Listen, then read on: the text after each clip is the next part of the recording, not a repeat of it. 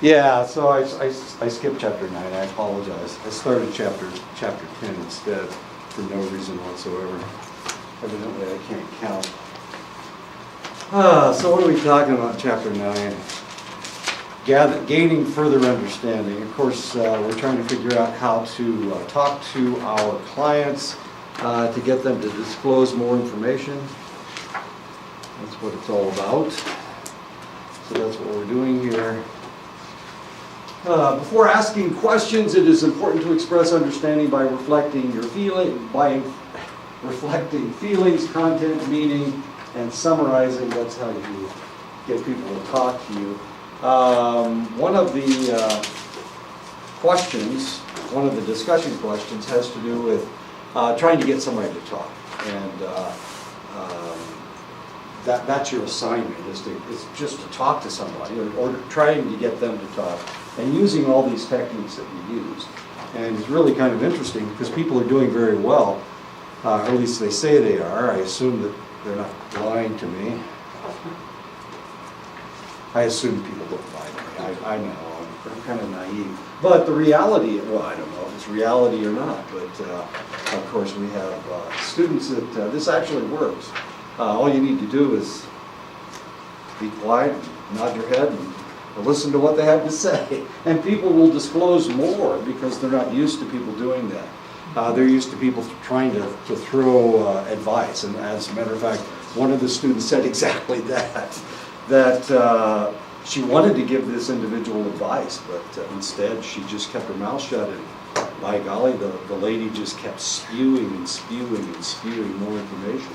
And that kind of stuff happens if you keep your mouth shut. It works. Questioning without expressing understanding may seem like drilling, so one of the things you need to make sure that you do is show the individual that you understand what's going on without giving them advice, without too much questioning. Open-ended questions are questions that require more than one or two word answers, and that's of course what we need to use to get our clients or they're not patients, they're clients, to get our clients to say something. They invite clients to express opinions and feelings, and of course that's what you're trying to get. Open-ended questions generally begin with who, what, when, or how. How do you feel about that? Tell me about. These are open-ended questions that invite more comment from the client. Will you tell me more about? And of course, if you say that, you can get the sloth to talk more. It's a sloth. I know, baby sloth. Will you tell me more about how you feel when, and of course you're trying to get them to talk about their feelings. Will you explain more about that, more about whatever it is that you are talking about, of course. Tell me about who has helped you with this problem. So then you get the story of how and why this individual is helping. How have other people helped you with this problem? What has happened in the past? And of course, now you get the story. What led you to seek help at this time? Why this time and not last time? This is a really good question for somebody who has been abused. Why this time and not the last time? You've been to the hospital 3 times, but this time you decided to come in. The damage isn't as severe as it has been in the past. Why now? What have you decided? What are you thinking? Tell me about improvements you have noticed since the last appointment.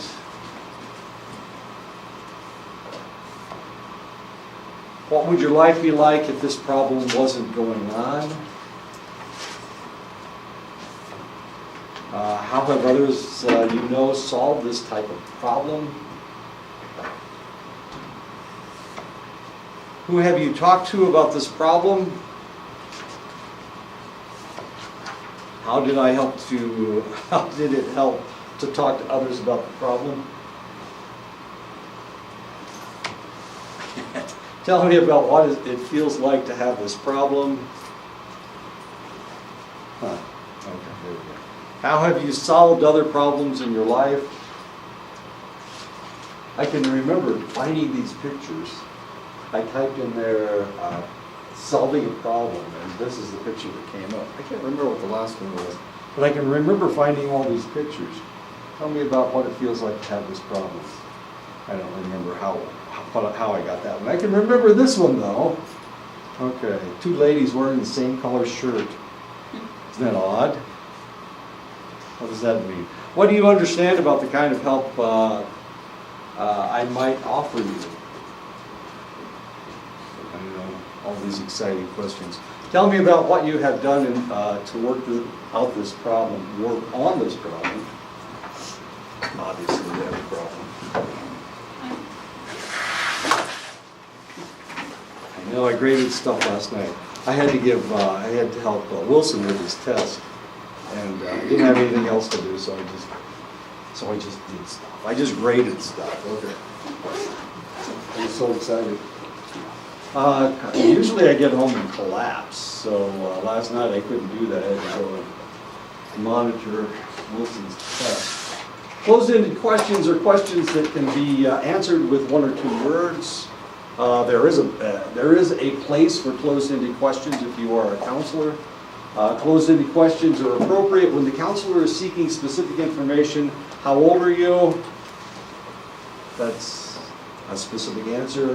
What is your address? That's a specific answer. How many other people live in your house? That's a specific answer, usually. They give you facts that are easy to answer, and of course that's why we use closed-ended questions. Skilled practitioners choose the type of question to ask based on their goals. Beginning practitioners often overuse closed-ended questions. So they get a lot of monosyllabic, one-word answers. Using closed-ended questions may imply a practitioner's need to be in control rather than work collaboratively with the client. And this is one of the things you have to be careful of. A lot of people like to be in control. And if that's the reason you're becoming a counselor, because you'll be in control, probably not the best job for you. Go find another job. Doesn't work very well. But a lot of people feel like they want to be in control. They have this need to control others for some odd and strange reason. I don't have that need. Obviously there's something wrong with me. We all knew that though, didn't we? Some clients treat open-ended questions as closed-ended questions by giving one-word responses, which is very irritating, which means you have to keep coming up with more and more questions. So no matter what question you ask, they only give you one or two words. I was looking at the deposition that Pollard, Stephen Pollard, that's his name, the guy that shot up Las Vegas. In 2013, he sued one of the casinos in Los Angeles. And so there was a written deposition from him against the casino. And I was reading the deposition. And so they were asking him questions about this, that, and the other, and he was giving them one-word answers. They were open-ended questions, but they were almost all 1, 2, 3 words. At one point they said, "Well, how much are you gambling every day?" And he said, "Well, about $1 million. Most days I'm gambling about $1 million." And they said, "Well, that's a lot of money." And he said, "No, it's not. $1 million isn't a lot of money." So, okay, so it's not a lot of money. Now we know, at least we know it's not a lot of money. I was thinking it was, and obviously I'm incorrect. But here the lawyer, this is his lawyer deposing him, and he's trying to get him to say things, and it's all 1 and 2 and 3 word answers to questions, despite the fact they're open-ended questions, which gives us a little bit of information about this guy, about what kind of a guy he was. What did they say? Oh, they had 200 clips of him in Las Vegas, And in none of the clips is he with anybody. He's always alone.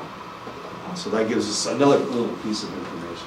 Eventually, we're going to come up with what in the world this guy was thinking about before he shot people up. We don't have anything on Facebook. We don't have anything on social media that gives us a hint as to why he did it. He tried to explode a large gas tank, had like 40,000 gallons of jet fuel in it. He tried to explode it with bullets that ignite, and it didn't work because jet fuel doesn't burn like that. I know. It seems odd. You'd think jet fuel would burn really well, but he couldn't get it to explode. Okay, so what are we doing? It is necessary for the counselor to encourage them to speak more, tell me more about this, and of course that's not what the lawyer did, because lawyers, of course, are not counselors. So the lawyer, despite the fact he's only getting 1- and 2-word answers to most of his questions, he didn't really dig very deeply. Of course, we wish now that he had, but of course he didn't do that. Closed-ended questions. When did this problem start? Usually you can answer that question in 1 or 2 words. Yesterday. Last week. What do you like about school? Another closed-ended question. What do you like about school? What do you like about school? There must be something. Do you like anything about school? You can say nothing if you like. Oh my God. I'm working towards a degree. Working towards a degree. What do you like about school?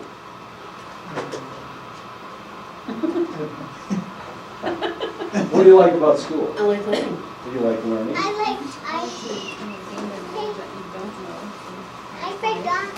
That's more than that's supposed to be a closed-ended question. Why are you giving me a whole sentence? What do you like about it? For me, it's like to learn more what's out there. Okay. See, another sentence. Edison, give me another. Tell me, what do you like about school? I'm going to ask you in a second. Relax. Opportunity to come hang out with you. Oh, there you go. You get an A for the day. You should have said that. Okay. Another sentence, okay. What do you like about school? Homework. Homework. Everybody loves homework. She's young, what can I say? Homework. I guess I don't give people enough homework. I'll have to work on that. Bite your tongue. What do you do when your husband comes home drunk? He's obviously drunk. He's sleeping on 2 different levels. Not the easiest thing in the world. What's going to happen to him? Something's going to fall asleep. Probably this part of it is going to fall asleep because his heart's way down here. But of course, drunk people, I don't know. If you've ever been around drunk people, they're a lot of fun. Far more fun than sober people. Do you check in with each other at the beginning of their meetings? I don't know what that means. I don't know. I just copy them down. Do you eat dinner together? Yeah. Does everybody eat dinner together? Yeah. Everybody does? Okay. Asking more than one question at a time. This is something you should try to stay away from. You should only ask one question at a time. Normally, if somebody, it's very confusing for the client, for one thing. And the other thing is that they will only answer one of the questions. So if you ask them 2 questions, you're only going to get one answer. Probably, and it all depends on the individual. This is really kind of fascinating. If you ask somebody 2 questions, they will either answer the first question or the second question, obviously. But it tells you what kind of an individual they are.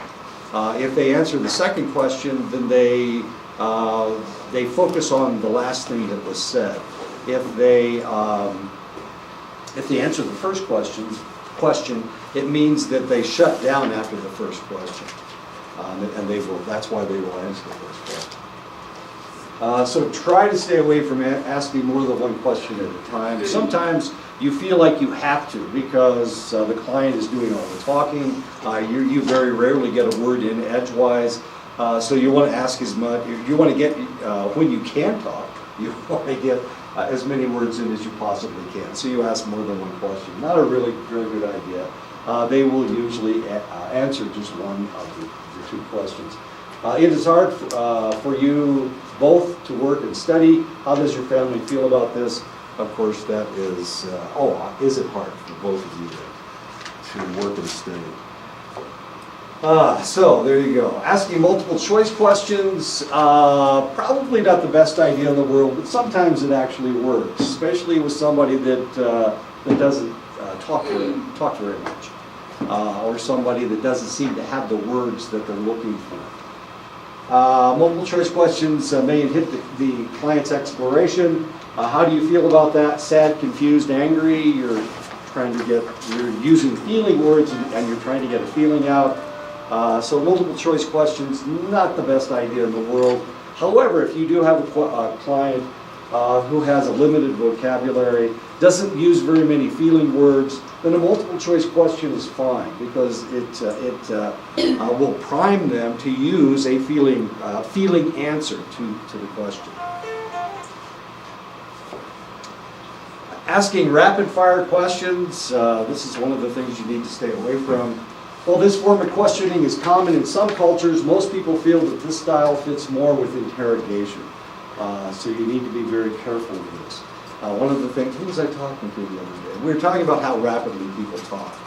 And she said when she first arrived here, people told her she talked so slow. And that was a problem. Really kind of fascinating.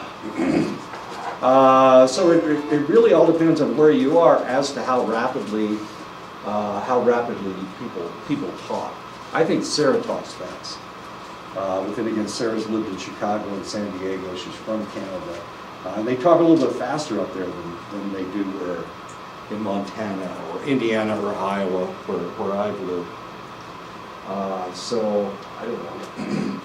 Sometimes people talk so fast. Who was I talking to the other day? And I didn't understand. Oh, I was talking to the people in the administration. They were talking so rapidly, I didn't understand half of what they said. I mean, they were just all this information. And of course, I was supposed to be taking notes. Couldn't I? Okay, I'm getting everything. Okay, this is great. I know it's a problem. Anyway, interrogation. It doesn't create cooperative relationships or working relationships. Attempts at showing understanding about should come between questions, of course. And I told you the story of the older gentleman here on this reservation and the guy from New York City trying to question him. He just couldn't get him to go fast enough. And the old guy said, "Jeff, your questions are so good, I need to think about them to give you the right answer."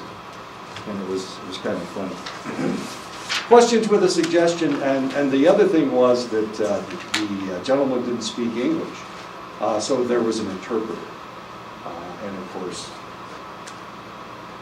the interpreter was waiting to listen to the other individual, and here's Jeff, he's just, zzz, he's spinning his wheels and getting more and more frustrated all the time. Questions with a suggestion embedded. Sometimes questions are used to inform or persuade clients about your point of view. Don't you think it is important for you to go back to school and complete your GED? Obviously, the questioner does. They think that's exactly what they should do. We do this a lot, unfortunately, but not practitioners, of course, not counselors. We shouldn't be doing this. We shouldn't be trying to guide the client. The client needs to make decisions on their own. Once they make decisions on their own, those are the things that they're going to do. If we come up with a solution to their problem, what's the probability they're going to actually do that? They're going to actually follow our suggestion. Not very good. It really needs to come from inside. It needs to come from them. So we need to guide them, but not guide them with words. We need to get them to say it. If they can say it, then maybe they will actually do it. What do you think of trying to exercise more to decrease your depressed mood? This, of course, is the practitioner or the counselor trying to get them to exercise more to fight depression. It needs to come from the client. It isn't going to happen unless the client has the idea themselves. Questions that begin with why often invite people to feel defensive. Why questions rarely invite open discussion and may be experienced as attacking. And for this reason, you need to stay away from why as much as you possibly can. But why the hell did you do that? Probably not the best question to ask. You're actually telling them that you didn't think that they did the right thing. And of course, they will become defensive. Once they become defensive, they really shut down, especially their feelings. People actually often aren't aware of why they act the way that they do. So asking a why question really doesn't get you anything. That really doesn't take you any place. Of course, we are still asking a question as to why Pollard shot up. What is that his name, Pollard? They started calling him the shooter, and that's it on the news. So they're not mentioning his name. I know his first name's Stephen. I think his last name's Pollard. Anyway, we're asking why in this case, but of course we're not dealing with anybody that's still alive. He's dead, obviously dead, because he shot himself. Lots of stuff going on with that. It could have been a lot worse if he had actually been able to destroy that tank of 40,000 gallons of jet fuel. Then potentially, of course, there would have been a huge explosion that was right on the other side of the open area where they were holding the concert.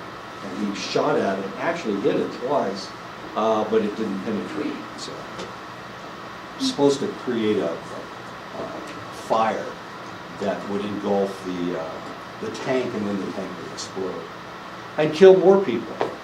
Obviously, he wanted to kill a lot of people. Problems or challenges are important to explore: the history, the length of duration, current changes, previously employed attempts at a solution, the severity and the frequency of the problem. These are what we're trying to explore. We're trying to figure out what's going on with this select individual. I'm big on history. I like to go back. I like to go back so that we can watch the evolution of the problem taking place. How did this happen? I do this in psychology all the time. I talk about Erickson and what happened to Erickson. I'm sure we could just talk about his theories, but how in the world did he ever come up with them? We could do the same thing with Freud.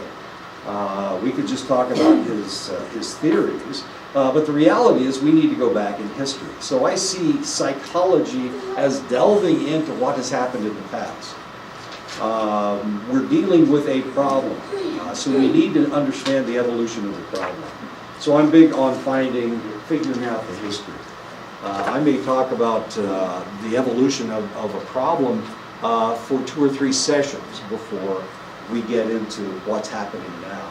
And for that reason, of course, if I do any counseling, it usually takes a little bit more time than it does with other individuals because I'm delving back into the past. Cognitive behavioral therapy, a lot of times they don't deal with the past, and for that reason, of course, it's more Rogerian, and of course I'm a trained Rogerian, so it's one way to look at it, I guess. I like to find out why, okay? I need to understand why. I want to know why Pollard shot up Las Vegas. I need to know that so that I know where to go to stay away from crazy people. Don't want to shoot the place up, okay. That's logical, isn't it? Is everybody a potential Pollard that wants to shoot everybody up? There must be something going on in this guy's mind. What was his idea? I don't think he was insane. I think he was reclusive. And every time somebody looked at him funny, he added that to his list of negative things. And finally, in 64 years, he accumulated a large enough list that he decided he wanted to kill everybody. Evidently, he liked one person, the lady he sent over to the Philippines. I Evidently you like her. Anyway, okay, using scaling questions can be valuable. Using a 1 to 10 scale to rate an aspect of the problem. On a 1 to 10 scale, how severe is this problem? How severe is your drinking? On a 1 to 5. 1 to 10 scale, how bad is your drug problem? How often do you feel like you need to use drugs on a scale of 1 to 10? That kind of thing. That can give you a lot of interesting information. You're going to get different answers from different genders. Males tend to downscale things, their problems, and females, usually they're accurate, but sometimes they will increase the scale to make them, I don't know. We used to see the same thing in the hospital. You'd have a guy that came in and his arms hanging off, and they'd say, on a scale of 1 to 10, how severe is your pain? And he would say, well, it's a 3, maybe a 4. Sometimes it gets up to a 5, that kind of stuff. And you'd have a lady that would come in and she's got a belly pain, and you're saying, well, on a scale of 1 to 10, how severe is your pain? Oh, it's a 10, it's a 10. Okay. Not that she can't tolerate more pain, but she's trying to be accurate and he's trying to be tough. And that's the difference. Usually you don't get guys that come in screaming that I've had a number 10 pain. I was having a heart attack and I went in, I'm dying. I'm dying. And they said, on a scale of 1 to 10, how bad is your pain? And I go, it's a 5. They said, well, we need to give you morphine. I said, well, morphine doesn't work on me. Oh, no, you need the morphine. You need the morphine. And I said, no morphine. It doesn't work. Why in the world would they let them shoot me up with something that doesn't work? Let's do that. So instead, he gave me TBA. It's supposed to stop a stroke. I guess he thought I was crazy since I wasn't feeling any pain. Or stupid. Yeah, the stupid part probably right.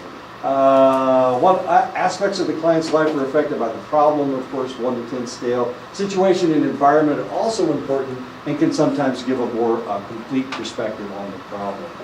And of course, you can use this later on. You can say, well, last time you came in, you were saying that your alcohol problem is a 7 on a scale of 1 to 10. Has it improved any? Has it gone down? Has it increased since you left? Now that you're not drinking as much, do you feel a stronger desire?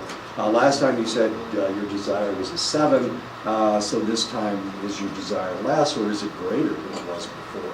And of course, you can use this as a jumping off point from trying to get them to take ownership of their own problem. A nurturing and sustaining environment can support a client through many stressors. What life stressors has the client experienced? The number of children and other people in the house. Of course, if they're living in a small 2-room house, how many?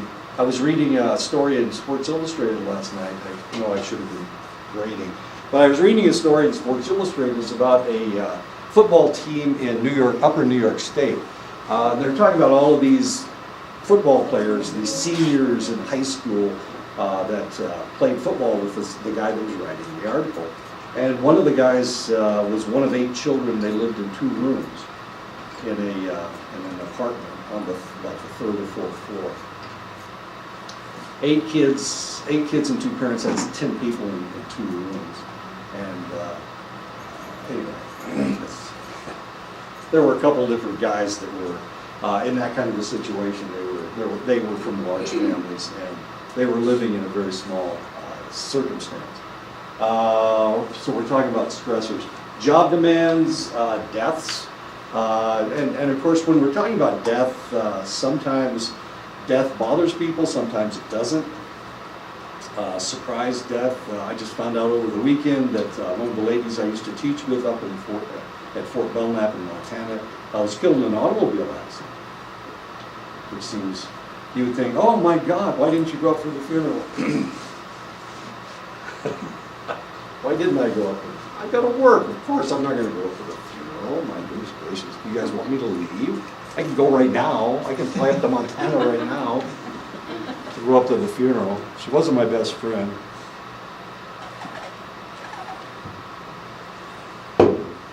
I told you about the lady that every time I started speaking in a meeting, she'd get up and leave.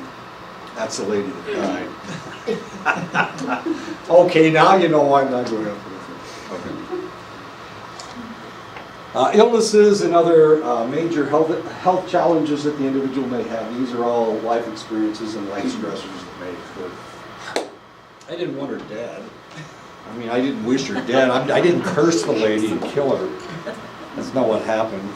Not my best friend in the world, but at the same time, she didn't love me. She didn't even like me. What am I talking about? She hated me. She only said one civil thing to me the whole time I was there. I was there for 10 years. She only said one nice thing to me. I didn't curse the lady. Well, life stressors has the client experienced current or past traumatic events in the family or community, demands related to school, church involvement, volunteer activities. No matter what you do, the important thing is what they do. How important is the church to them? How important is school to them? How important is their volunteer activities?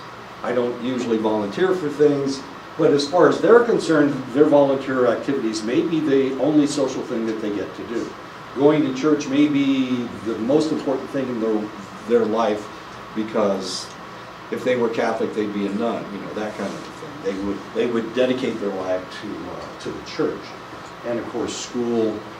Obviously, school's important to me. I've been going to school all my life. I irritate Sarah because I have I've been to so many schools, and I've taken all of these graduate classes. And of course, she's focused on psychology, and I've studied history, English, political science, and I've got all this stuff behind me. I can actually teach all those classes. First college class I ever taught was an English class, linguistics. It's wonderful. I had such a good time. Of course, I always have a good time. Obviously, I always have a good time. So you may ask yourself, well, why the hell did you ever decide to concentrate in psychology? I actually tried to get a PhD in political science first, but I couldn't find a political science program. Psychology is easy. Everybody's studying psychology. And as it turned out, political science is kind of a dead end these days. Well, we won't go into what Reagan did to political science and what Trump is doing to political science right now. Anyway, if the practitioner is genuine, clients feel more comfortable exploring their feelings or exploring themselves. So the thing to do is to be genuine. To show the client who you are, to be very open as far as you're concerned. If you are open, then the client is more likely to open up themselves. So you need to be genuine, and this is a kind of tough. What is the image that I want to portray to that individual? That kind of thing. But the reality is that you just need to be yourself, and if you're yourself, then potentially they're more likely to open up. And if you've ever been in one of these situations, then you understand what I'm talking about.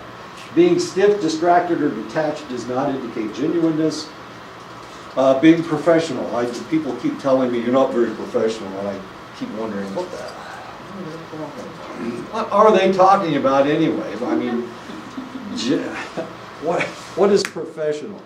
What's a professional college professor look like? I was in the airport in Dallas, getting on an airplane, and I got on last, I got on next to last, and there was a guy behind me. He said, "You're a college professor, aren't you?" And I walk like a college professor? How did you know I was a college professor? He said, "Your goofy clothes." Yeah, I was wearing a sport coat with a pair of shorts. He said, "Only a college professor would do that because they don't care." They don't care. I mean, you can go to class dressed any way you want. So he knew that I was a college professor from the way I acted, the way I didn't care about anything, I guess. Anyway, genuineness, you need to be genuine. Genuineness, and he knew that I was a psychology professor. He said, if you were an economics professor, you'd have a suit on and have nice shoes on. I had old running shoes on. You must be a psychologist because you look so bad. That's what, he didn't say bad. He laughed, he thought it was funny. Guess what his job was? Sports. No, he was a businessman. Yeah, I know, he was in real estate. And he was dressed down and he felt bad. So when he saw me, well, he identified me right off the bat. Evidently I dress like a college professor. Now Sarah and I don't dress alike, do we? Do we? Not even close. Not even close. Sarah never wears any color. All of her clothes are gray, black, and beige. I mean, it's really, there's no color in there. Here I'm wearing peach. Don't tell her I said that. She'll go crazy or something. Start wearing red.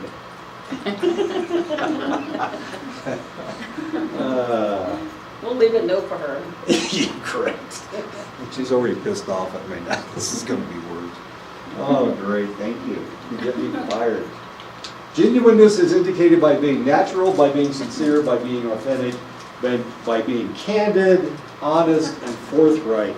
Not the easiest ways to be, I guess. But of course, it's easy for me because I'm old. I'm so old. And if people piss me off, I'll just leave. I'll just retire. I can get my Social Security. I'm 68 years old. I'll be 68 tomorrow, actually. Tomorrow's my birthday. And, Happy birthday. thank you. I'll be 68. Thank you. I'm real excited about my 68th birthday. And my wife's coming to visit me, so you never know. Who knows what's going to happen next? Certainly not me. Maybe she'll bring you some apple butter. She already screwed up the apple cider, so it's hard to tell what I'll get. Maybe an apple pie, perhaps. Are you allowed to bring those on the plane, or is she driving? She's driving. She's driving. I need an extra car. I need 2 cars. You know my little car, it's only got like 3 inches of clearance. So what happens if it snows? And that's what happened last year. It's like May 18th, I'm going home, and so what happens on May 17th? We get 6 inches of snow. So I had to drive through the 6 inches of snow in my car with 3 inches of clearance. just to get home. How many times did you get dug out last winter? You mean how many times you Snow, get, so you can drive. how many times I get stuck in that car? Not at all, because I had another car to drive. Oh, that's the easy one. So she's bringing me a second car with better clearance than 3 inches. 3 inches isn't much at all. I can't remember where it was. What was it? Should I stay with you here now? No, my daughter is back in Clinton, back in Iowa, and she needs more support than I do.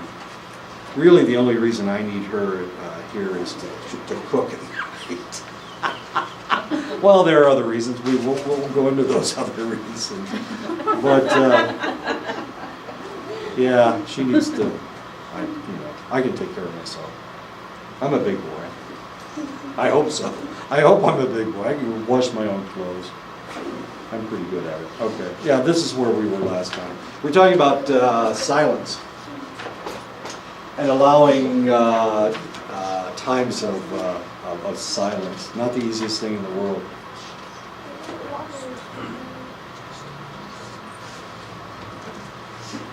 Well, I enjoy her being around. It gives me somebody to talk to or to swear at or whatever. Besides the dogs, they never listen to me anyway. If I swear at them, they think that I'm being nice to them. Well, my wife actually knows what the words mean, so that ought to be fun. Anyway, well, we'll see what happens. The more you anticipate, the more disappointed you're going to be. So I'm trying to control my anticipation. Okay, so we're talking about silence. Silence may be useful in encouraging clients to explore further. That means you not saying anything, not the easiest thing in the world. Like I said, there were students that, of course I had that assignment where they were supposed to talk to somebody. And most of them said, I didn't say anything. I wanted to give them advice. But then they just opened up even more. People aren't used to, if you're having a conversation with somebody, people aren't used to you not saying anything. And of course they can tell if you're listening by the way that you act, by the way that, whether your eyes are open or not. So they can tell if you're listening. Silence allows time for processing. Feelings may be experienced more deeply during silent periods.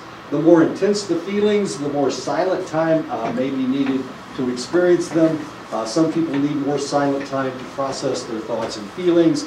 But of course, there's a lot of individuals that are embarrassed by silence. It'd be interesting to have had a conversation with Polly to find out how much silence he required. I'm guessing that we're dealing with somebody with pathological reclusiveness. So through the years, he has like I said before, he's adding all these things up. He didn't like the way this guy looked at him. He didn't like the way the casino treated him. Everybody was so superficial. All of these things are adding up to arming yourself and trying to kill everybody. The music was too loud. And he went to more than one concert.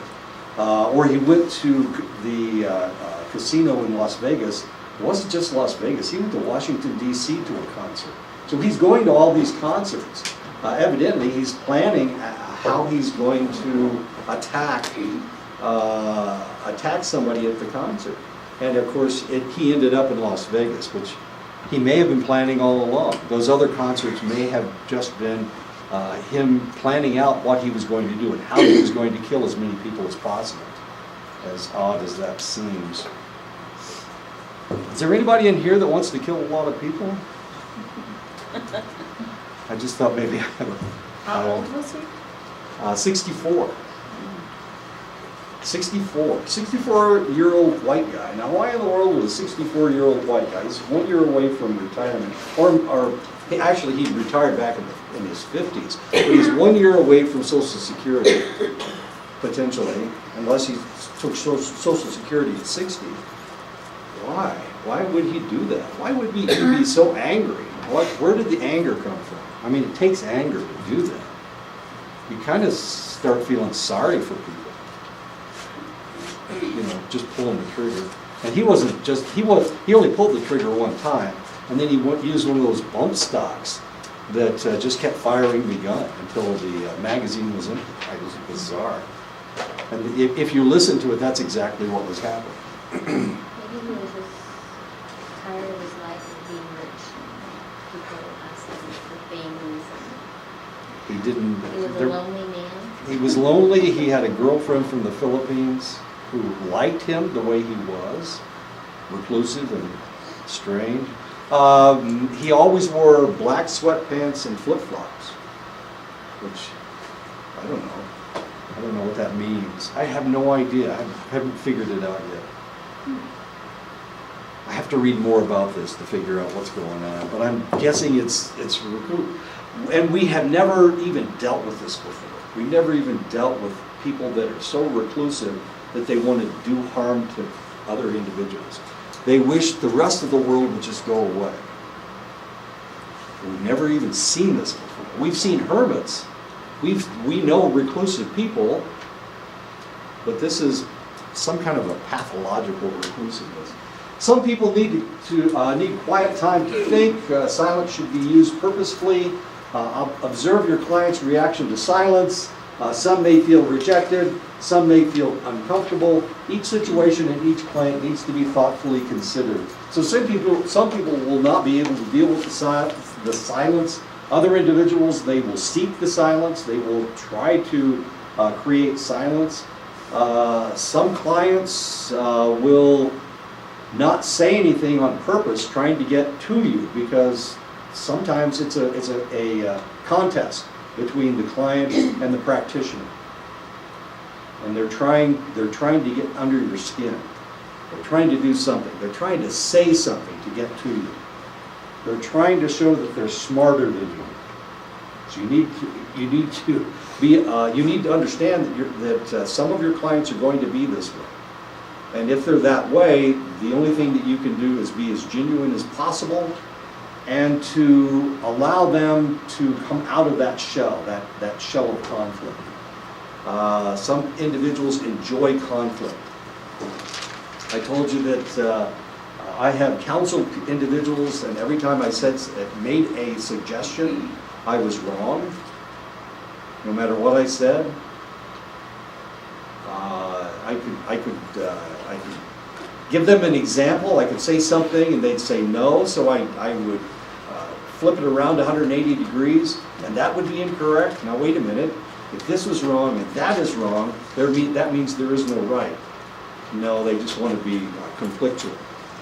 So, you may run into this. You may run into this over and over and over again. Now, potentially you'll have hundreds of clients, and most of them want to talk, and most of them are not going to be conflictual, and then you'll get that one conflictual individual, and you'll go, oh, that's what Bradway was talking about. Sometimes there are individuals that just don't want to say anything. Or they want you to be wrong, actually, is the way it works.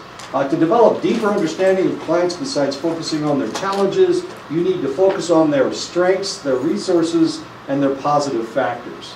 We talk about that in this textbook. This is very Rogerian. This is very Egan. Egan created a model for Rogers that was more modern. This is the way that social workers do things. Social workers will focus on people's strengths, what resources they have, and any positive factors about them. They will talk to a client the first time, and they will start talking about all their strengths, their resources, and their positive factors. Some individuals are very negative. Their lives are negative. They want everything to be negative. So they will try to chronicle all these negative things in their life. Oh, my mother hated me. My father was an alcoholic. My brothers and sisters didn't like me. They'll start piling all of these negatives up. Creating this huge pile of negativeness. And of course, what you have to do is you have to find what strengths do they have? What positive factors can you find in this whole pile of negativeness? Many clients may want their challenges to be understood before they move on to their strengths. Of course, they want to chronicle this. They want to create their pile before we start talking about taking care of whatever problem they may potentially have. But of course, as a practitioner, as a counselor, one of the things you need to do is try to find their strengths. What strengths could they possibly have if all their brothers hated them, their mother didn't like them, and their father was an alcoholic? Can you find any strength in that? Is there any positive thing that you can find if all your brothers and sisters hate you, your mother didn't like you? I don't know, did the dog like you? I'm kidding. Dogs like everybody. There's something wrong with dogs. And then again, the cat hated them. Of course, cats hate everybody. Cats scratch and they hate everybody. The dogs love everybody. So are there any can you find a positive in that? Even cats, they stare at you. They stare at you because they don't like you. I could give you a positive in a particular situation. Children who are removed from their parents for whatever reason, Right? whether it's environmental or whatever, Sure. and eventually the parents do not follow the directions where they can get their children back, and they're put up for adoption. Sure. These children often go to homes Right. that are financially closer to the elite than into poverty, Right. and often grow up with awesome educations Sure. because they're highly intelligent and their adoptive parents realize it. And they learn better values, they Right. learn a lot more than what they would have if they stayed in their original environment. That's a very specific thing, however. But it does happen. It does happen, of course, but it's very specific. I'm talking about somebody that has just told you that all their brothers and sisters hated them, their mother didn't like them, and their father was an alcoholic. Can you find any positive in that? Yeah, That's the only three pieces of information you have. Can you find any positive in I can, because I grew up with my grandparents. My mother threw me away. No, My no, wait. siblings don't care for No, me. no, you're using too many words. Remember, you're talking to a client, and you're trying to find a strength, and you don't want to interrupt them too much. They just told you that all their brothers and sisters hated them. Their father was an alcoholic, and their mother didn't like them. So can you find a strength? Just a single strength, just one thing to say to these individuals to show them that despite the fact that all these negatives, there is a strength in there. You can find a strength in those three pieces of information, those three negative things. Remember, they're creating a pile. So is there a strength in there? They become stronger as a human being. You survived. Yeah, How about you survive. believe? I'm sorry? Believe. You believed in yourself. There you go. You believed in yourself, you survived. Resilience be the same thing? I'm sorry? Resilience? Resilience, exactly. You created resilience. You are a resilient individual. Sure. So despite the fact that they're creating a pile of negativeness, we have found a strength in it. You are resilient. Obviously, you're resilient because you're still alive. You're still here with us. You didn't knuckle under and become, I don't know, you didn't bury yourself under that pile of negativeness. So we found a strength. So we can do that. We can focus on strengths. If that's what you're thinking. Of course, if you get into the woe is me situation, of course, you're not going to be even looking for strengths. You're just going, oh my God, all these horrible things have happened. But we're looking for strengths, right? By focusing on the client's strengths, resources, and other positive factors, the practitioner can help clients feel hopeful, positive, and more able to cope. Highlighting what clients have already achieved shows that the practitioner understands and supports the efforts that they have made. And of course, obviously there is something that has happened. Obviously something positive has happened because they're still around. Not only that, but they're seeking help. Despite all of these negative things that happen to them, they're seeking help, and that's a positive as well.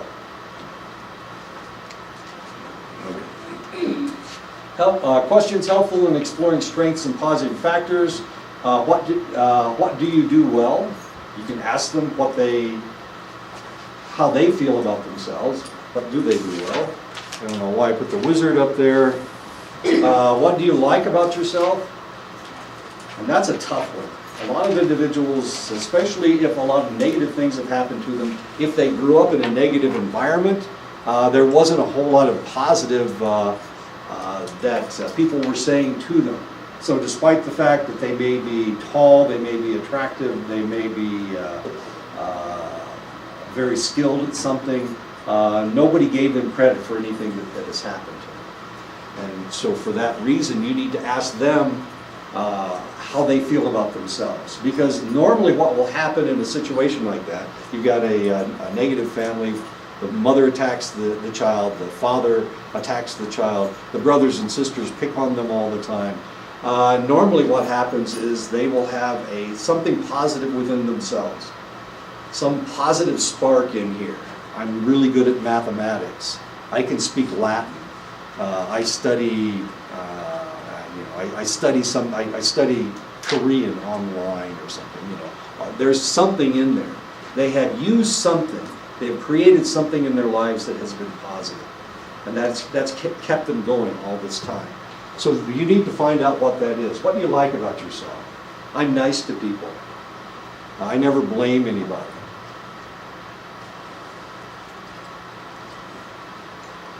What does your family do that is fun? We dye our hair yellow. Family. I think that's a family. Yeah, it looks like a family. Okay, what does your family do that's fun? And of course, in this case, I'm not exactly sure what it would be. If mom hates him and and the dad's an alcoholic. What are some good things about this organization? We're talking about dealing with an organization here, of course, obviously. Are there any good things about this organization? Are there any good things about Dene College? Higher education. So it's giving people an opportunity to get an advanced, an advanced degree, sure.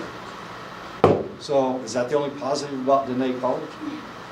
They teach the culture and the tradition. It teaches their culture. It allows people to expand their culture, whatever culture they have before.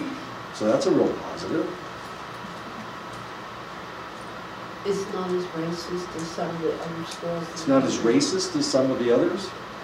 I don't know if I would agree with that. Well, there's racism everywhere, and there's bias and prejudice, but as a non-Navajo, even though I've been here for 1,000 years, Okay. I do not see the racism here in our school and in our communities than I do in the outside world. And when you say the outside world, where are you talking about? Alvarez, off the reservation. No, okay. That's the outside world to me. I know, but if you're talking about Arizona, we know that Arizona's a racist state. I mean, they're the ones that attacked Highly immigrants. righteous. Yeah, okay, so New Mexico, yeah, probably pretty bad out there. Oklahoma, Colorado, Colorado's not so bad. Nebraska, Utah's pretty bad. It's according to where you live. Yeah. I live in Chile. Iowa, Good girl.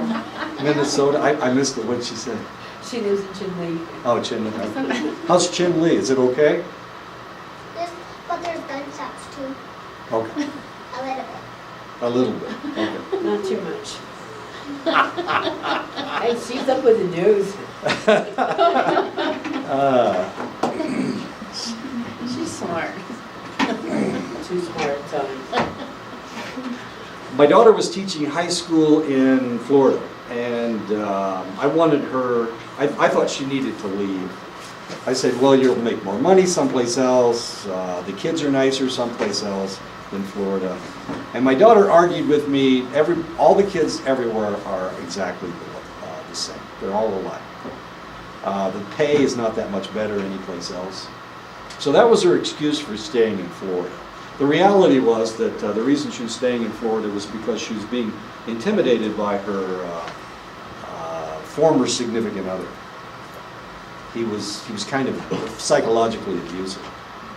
But the reality was that when she moved to Iowa, it's a much nicer place. It's green, for one thing. I guess green's nice, as compared to Florida. It's like a swamp. It's like living in a swamp. The kids were better. The kids were better in Iowa, despite the fact that they've got a lot of kids from Chicago that are gang members. It's still better in Iowa than it was where she was before. My point is that if you've never been someplace, you really don't understand that place. And it may be actually better than what you've experienced. So that's my point. Some places are actually nicer than others. Every place in the United States ain't exactly the same. There's another comment. Some of us, like for myself, I really never lived anywhere else except on the reservation. I tried to live in Phoenix. I didn't like it. So I just I understand. That makes a lot of sense. You get a lot more support here than you did in Phoenix.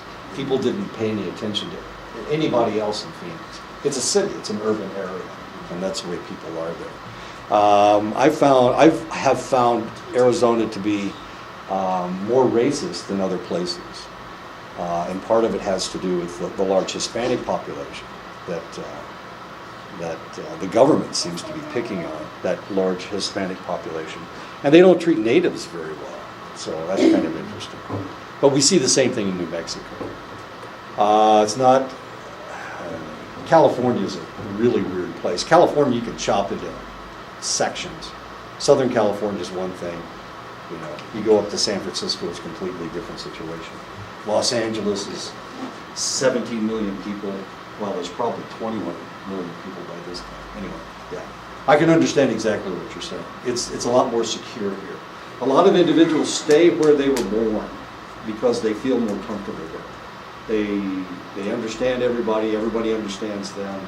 There's no question, you know, you can walk down the street. If you see somebody looking at you, you know exactly what they're thinking because, well, you've had lots of conversations with that select individual. So yeah, it's very common. And that was part of the article in Sports Illustrated. There was one individual that had never left town. Well, the town only had like 5,000 people in it. It's about the size of Chinley, isn't it? Chinley's got about 5,000 people. But he'd never left. He'd never been anyplace else. He didn't go away to college. He just stayed there. And he was perfectly happy just being there and never having been anyplace else. You know. And that's very, very normal and very relatively common. Lots of people do that. I mean, if everybody needed to leave the reservation in order, if everybody left the reservation, there wouldn't be a reservation. You know, there needs to be people. So, you know, that's something that makes a lot of sense. Ran into a lot of people in Montana that had never been anyplace else. Well, they traveled down to Billings for a couple of weeks, but then they'd come back, of course, and go, oh my God, Billings is such a wild place. Or Great Falls, you know, that kind of thing. Anyway, okay. I agree with you. I don't want to live in the city either. I didn't like Phoenix. My daughter lived there for, I don't know, 5 or 6 years. I didn't like it. Of course, she was young and wild. Tell me about friends who have helped you in the past. If you want to know if somebody's your friend, ask them to help you move. If you can get them to help you move, then they're really your friends. If they find an excuse, they're not really your friends. But then again, I've moved a lot. And I've discovered that about the only people that you can really count on are family. My brothers and sisters, not my sisters, my brothers, my dad, he was in his 80s, and here the guy was helping me move, and my mom was cleaning my house, you know, that kind of stuff. Really kind of interesting. So if you can find a friend that will help you move, by golly, because there's a lot of lifting involved, a lot of cleaning involved. Nobody likes to clean. I hate to clean everything. Anyway, what am I talking about? So tell me about friends who have helped you in the past. It's another question you can ask. What have you done that you are proud of? Empowerment is achieved when clients know that they have the knowledge, the skills, the competencies, and the resources to make decisions, to solve problems, and to achieve goals. This has empowered them. As people use their strengths and resources to face and deal with problems and challenges, they gain confidence. Once upon a time, my job was to draw blood from people. Imagine, if you will, taking a needle, a 21 gauge needle, which is pretty large if you think about it. You have to embed that needle inside a vein so that it's open enough for the blood to go into the tube, and then to hold it there for long enough to fill 1 or 2 tubes. And sometimes, of course, you have to change tubes because there are different things that you need to do with that blood. It takes a lot of confidence to be able to do that. You've got to visualize how deep that vein is. You've got to visualize where the bevel of your needle is. You've got to do all of these things. You've got to stabilize the holder so that you can change tubes. I'm sure all of you have had blood drawn. Don't talk to Sarah about it. She'll throw up. I mean, literally, she throws up. So don't mention this to Sarah. Anyway, so you have to stick the needle in, and you have to hold the needle in a select place. And if you move that needle, then you punch a hole in the back of the vein, and the guy bruises. The individual bruises. If you can imagine what I'm talking about. And I used to do this over and over and over, hundreds of times a day I would do this. With people with big veins, people with small veins, people with no veins whatsoever. It's hard. But it's empowering if you can do it. I used to never miss. I used to always get my blood. I was like the sheriff that always got his man. I was the guy that always got his blood. I drew blood from a person one time and he kept dying on me. Now, I don't have any complaints about people dying, but of course, when you die, your heart stops beating. When your heart stops beating, there's no blood pressure. And if there's no blood pressure, there's no way that the blood is going to go into your... I know, I'm complaining about the fact I couldn't get his blood. Actually, I did get his blood. I drew his blood. I drew his blood despite the fact he kept dying. And of course, since I had the needle in his arm, they couldn't do anything until I pulled the needle out. And finally, of course, I got my blood, and he came back to life, and of course, everything was fine. Everything was fine after that, after I got the blood. Okay, my point is that because I did that, because I was able to draw blood over and over and over again from children, from elderly individuals, from people that were dying, because I was able to do that over and over and over again, I gained confidence, and that confidence confidence empowered me. And even to this day, my hand is relatively steady, which is kind of amazing for a 68-year-old man, if you think about it. I mean, my hand is just as steady as a rock. Because when you draw blood... Maybe your hand is tired too. I've got it tied here so that I can't move it. Okay. If you're steady, you can hold that needle in one spot without moving it back and forth. Maybe you can put that needle inside the vein. You put your needle inside the veins, these veins. So you have to go through the skin, and you have to figure out how much pressure you need in order to get to the right place. It's really quite empowering. Yes, ma'am. I tried it, phlebotomy. Uh-huh. I did it before. I got 280 hours Oh, of wow. training, but I just couldn't do it. That's not what I want to do. You have to be still and steady and Exactly. concentrate. Concentrate. And you have to take the person's mind off of what you're doing so that they will stay still. So you talk to them. Of course, I use my psychology on them. Here, here, look at my left hand while I draw your blood with my right hand. That works with little kids. It really doesn't work with adults very well.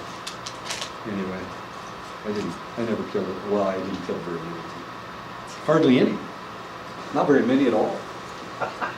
Tell me about something that you completed that seemed difficult. Of course, climbing a rock wall is one of those things. I could never do that. Climbing a rock wall. What skills have helped you solve previous challenges? Being able to do a lot of different things at once. How have you resolved previous challenges? How have you done that? After reflecting the client's strengths, the practitioner can invite the client to catalog other instances when they have actively participated in solving problems. A lot of people don't solve problems. A lot of people will Google it.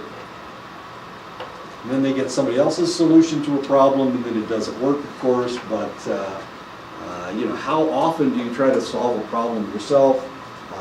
How frequently do you participate in solving problems?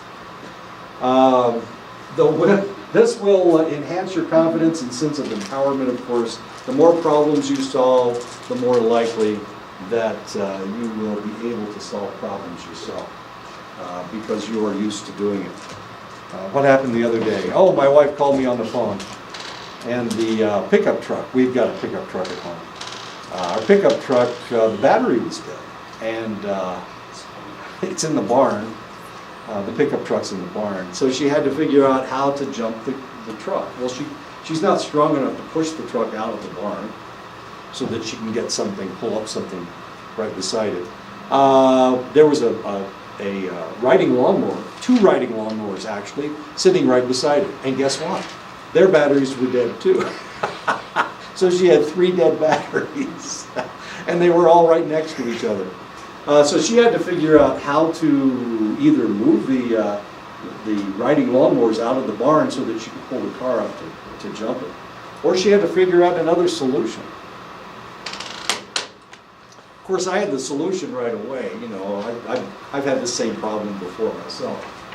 We have a drip charger.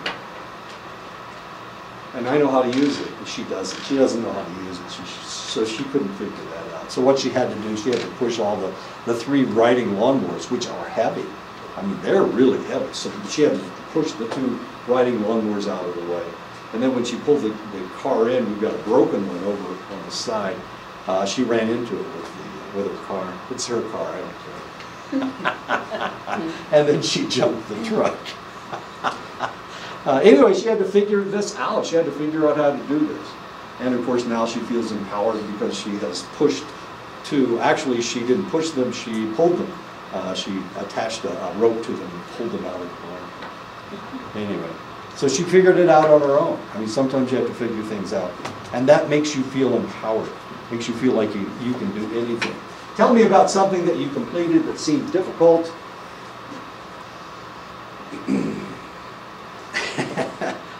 Of the things that you have already done to resolve this problem, tell me about what has worked well, even for a brief period of time. And of course, he's knocking her out. That's a full Nelson. Who does that to people? That's one of the hymns words, I think. He's trying to kill that lady. You can kill people with a full Nelson. What are some of the things that you learned from working with past challenges? What skills helped you solve past challenges? How have you resolved previous challenges? We're looking for strengths, and so we're asking them to talk about solving problems in their lives. And of course, some people don't try not to solve problems. A little kid, if something happens, they can't find their shoes, what do? They go ask mom to find their shoes for them. Of course, they're sitting right there. Isn't that what happens? So the child doesn't really try to solve their own problems. Well, what happens if you're at home all by yourself? You have to solve your own problems, right?